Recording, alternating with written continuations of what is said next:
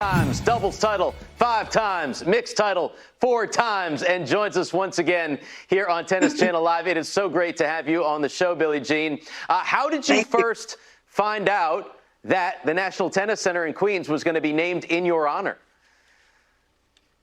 Well, the president of the USTA, Franklin Johnson, called me during a team tennis match. It was really noisy at the Freedoms in Philly, so I had to find a space I could hear him.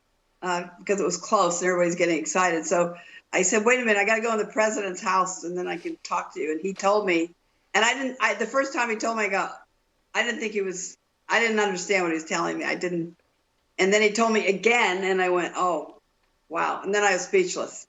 I mean, then I just had all these thoughts coming through my head, like all the people that helped me in the parks and my parents, just, my brother, just flooding into my brain. And then the night that they did the naming was an amazing night. I'll never forget it. Diana Ross was there and started it off. And then, Chris and Chrissy Everett and John McEnroe and Venus Williams and Jimmy Connors all talked. Mary Carrillo was the MC. The mayor was there. My mom was there. Ilana was there. I mean, a lot of my friends. But it was an amazing night. I'll never forget it. And, everything I thought about was, hopefully I champion the people. I'm the people's champion, and I'm a park and rec kid. And so I hope I can live up to it every day. Well, Billie, so well deserved. But I wonder, as you go back to the U.S. Open each year, I mean, for so many of us, it's a special feeling just walking onto the grounds, being an American, the electricity of the stadium, of the grounds, of the people, of the city. How is it for you now going back to the U.S. Open year after year with the center being named in your honor?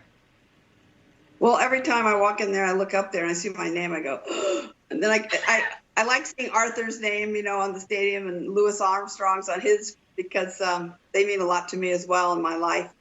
And it's so exciting because, before where we are now, we were in Forest Hills and things were much smaller. And in 1978, we went to where we are now, and it just keeps growing and accommodating more people. And thanks to Mayor Dinkins, we have it in New York. So it's exciting. It's exciting to see how much better tennis has gotten over the generations. Well, we've learned in recent weeks that the center will be used as a temporary hospital. What did you feel? What did you think when you heard that news? I was very proud that we could have this hospital and help others, and with the meals and also the overflow of people that doesn't have COVID-19, because they were just so overwhelmed. So it's great that the National Tennis Center and the USTA and everyone, the tennis family, could contribute in that way. So it's amazing how they've used that. They use it for graduations. They use it for this hospital. They use it for so many things, and it really does belong to the public. That's a great point, Billie Jean. It's the People's Center because it's being used for everything. One thing, a lot of people struggling right now financially, that's tennis players too. And the ATP, Novak Djokovic and company, they've made a plan to try and help players ranked 250 to 700, get them some extra funds. How do you think the WTA should approach helping to fund some of those lower ranked players? I know the WTA is working on that right now. I know that they've been working a lot together. The great thing right now is that every tennis entity, whether it's the ATP, WTA, ITF, whether it's the national organizations like the USTA, everyone is truly working together. And everyone knows that the lower ranking players have a challenge. And some money has gone out to the players, but we need to think about more. And the people that drive that are the top players, because they have the big bucks, they have the money. It's really important for them to step up, I think. And I know they're working on it, and I know the ATP is working on it, but the WTA is definitely addressing it. Well, Billie, you've advocated for teams throughout your career, throughout your life, founding World Team Tennis, focusing on that aspect as much as possible. What opportunities do you see for the ATP, the WTA to come together, all of the tennis governing bodies to come together during this time and even beyond? Where do you see those opportunities? I think, Chanda, what you said is beyond, and this is a good time to reset and to have one voice in the sport, which we've really never had. We need that desperately. I hope that we'll all work together more after COVID-19 situation calms down. But you're absolutely right. We need to be one voice. We need to work together. Maybe someday, and I didn't think this was possible, we might have a commissioner. I don't know. But we need to work together. We're not the biggest sport in the world. We don't have as much money, say, as soccer or other sports. So we need to stick together, and everyone needs to help each other.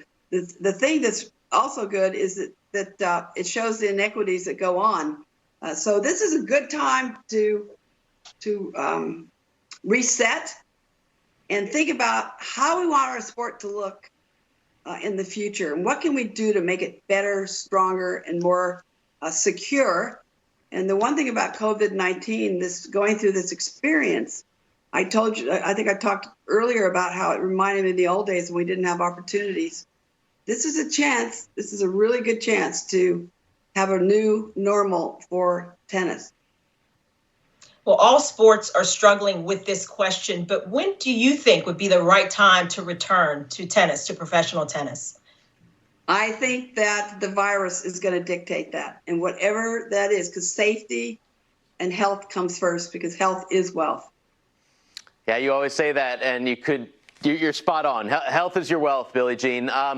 We know that the National Tennis Center in Queens is named after you. There's a whole plethora of facilities and libraries and all sorts of things named in your honor.